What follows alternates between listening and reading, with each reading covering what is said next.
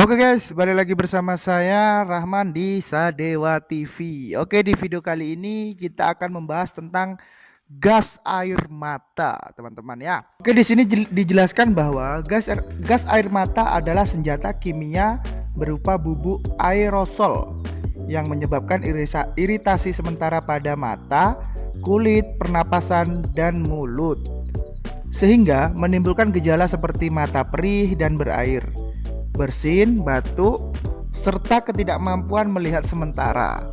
Dengan senyawa paling umum adalah CS, dalorebenzal malonitrie.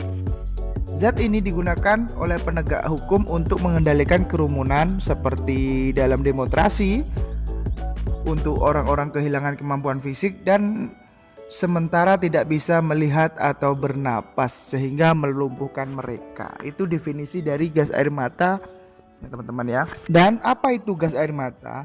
Gas air mata bukanlah gas, melainkan bubuk aerosol. Meskipun disebut gas air mata sebenarnya adalah bubuk yang menciptakan kabut atau aerosol saat disemprotkan dari tabung atau granat bertekanan, teman-teman ya. Gas air mata juga disebut dengan senjata kimia. Mengapa? Gas air mata termasuk dalam kategori senjata kimia karena menggunakan senyawa kimia untuk melukai atau melumpuhkan, teman-teman. Itu adalah gas air mata. Fungsi untuk gas air mata adalah, tujuan utama penggunaan gas air mata adalah untuk membubarkan dan mengendalikan massa dalam situasi kerusuhan, demonstrasi atau pengendalian kerumunan, serta untuk menghentikan tindakan perilaku kejahatan atau tersangka yang membahayakan diri sendiri, aparat atau masyarakat, teman-teman ya. Dan sekarang kita akan membicarakan tentang bahaya penggunaan gas air mata, teman-teman ya. Kontak dengan gas air mata menyebabkan iritasi pada sistem pernapasan, mata dan kulit. Rasa sakit terjadi karena bahan kimia dalam gas air mata mengikat salah satu dari dua reseptor rasa sakit yang disebut TRPA1 dan TRPV1. Apa itu TRPA1? Adalah reseptor rasa sakit yang sama dengan minyak dalam mustard, wasabi, dan lobak untuk memberi mereka rasa yang kuat.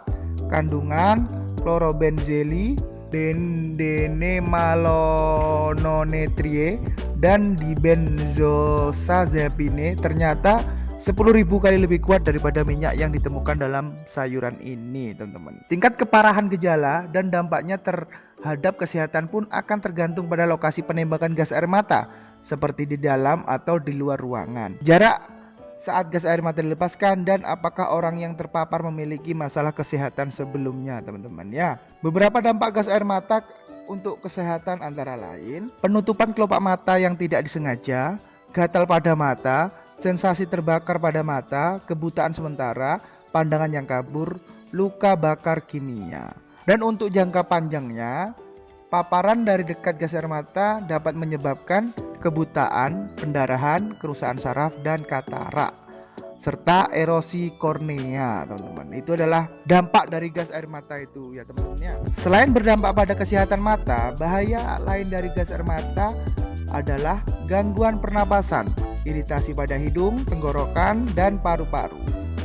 Orang dengan masalah pernapasan sebelumnya memiliki risiko lebih tinggi mengalami gejala parah seperti gagal napas ketika terpapar gas air mata dalam kasus yang parah.